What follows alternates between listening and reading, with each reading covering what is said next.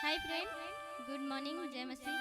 फिर एक बार आप लोग के बीच में नागपुरी गीत लेकर आई हूँ। उसका बोल है, विश्वास करा भाई बहन मन, यहोवा चरवाहा, यहोवा चरवाहा, यहोवा भला चरवाहा। इस प्रकार से गीत है। अगर हमारी वीडियो अच्छी लगती है तो लाइक करें, एक छोटा सा कमेंट करें, अपने दोस्तों के साथ शेयर करें। इसी तरह के रोजाना वीडियो देखने के लिए हमारे चैनल रॉक पेड को जरूर सब्सक्राइब करें। मेरी ओर से सबको जय मसीह, धन्यवाद।